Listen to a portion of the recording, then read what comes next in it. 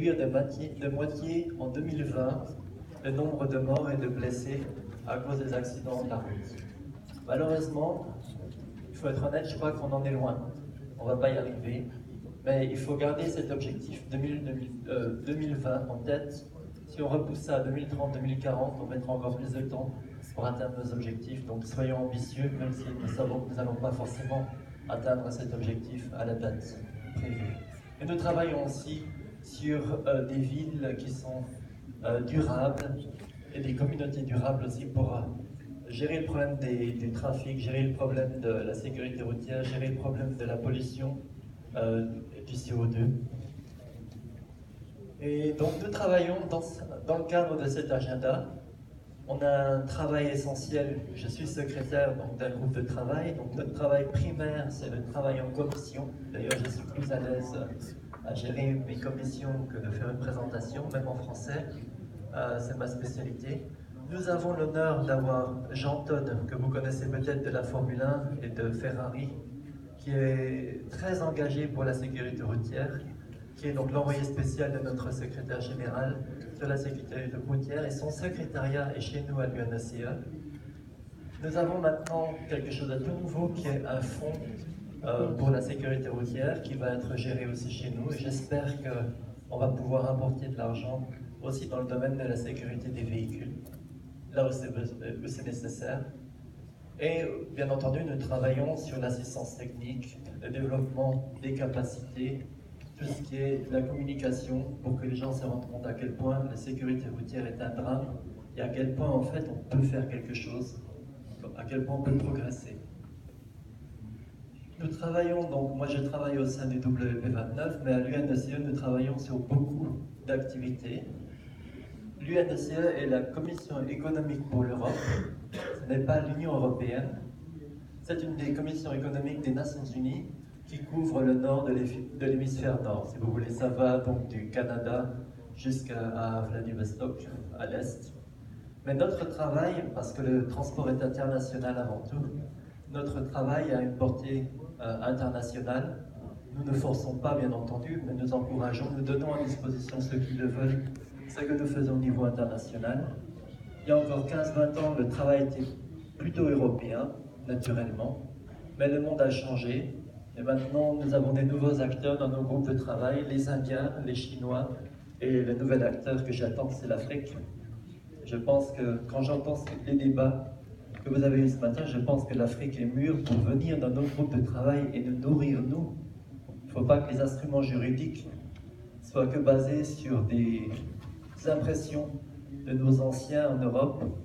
Il faut que la jeune et dynamique Afrique vienne aussi dans nos groupes de travail et secouer un petit peu ce monde des Nations Unies, et pour que des nouvelles choses importantes qui peuvent être aussi bonnes pour l'Afrique et pour le reste du monde soient intégrées dans notre travail.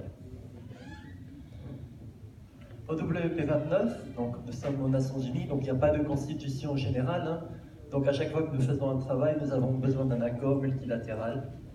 Donc le cadre pour la réglementation technique des véhicules est donné par 2 accords concernant la certification d'homologation des véhicules. Et il y a un accord particulier, qui est l'accord de 1997, concernant le contrôle périodique des véhicules. Dans notre forum au WP29, nous ne faisons pas beaucoup de présentations, surtout dans les groupes de travail. Nous travaillons en fait sur des spécifications techniques pour des tests d'homologation concernant les polluants, les émissions, le CO2, concernant le bruit, les pneumatiques, la sécurité générale, les véhicules automatisés et autonomes, la sécurité active et les systèmes d'éclairage qui sont très importants pour la sécurité. C'est un travail qui est très détaillé, très compliqué. Aucun État au monde ne peut faire ce travail tout seul.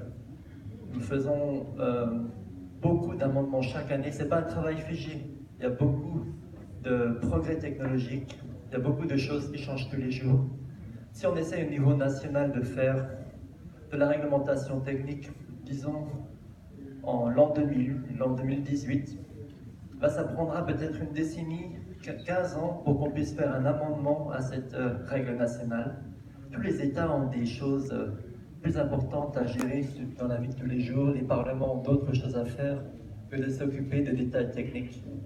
L'avantage de ce genre de forum, c'est de pouvoir y faire référence de manière dynamique et chaque amendement qui est adopté dans le forum peut devenir plus ou moins automatique dans le pays.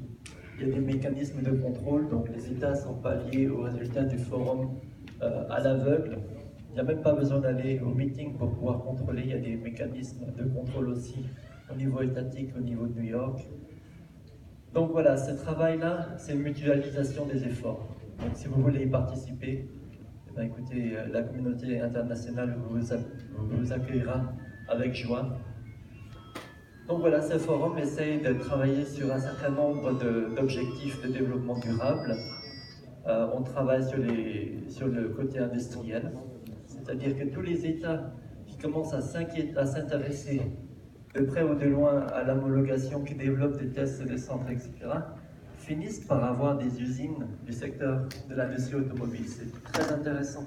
Donc, travailler sur l'automobile, c'est aussi travailler sur le développement industriel du pays. Quand je dis automobile, je parle de l'ensemble des véhicules, des deux roues jusqu'au véhicule avec 5 axes, si vous voulez. C'est un impact sur la sécurité routière, c'est un impact sur l'énergie, c'est un impact sur le climat, c'est un impact sur nos villes.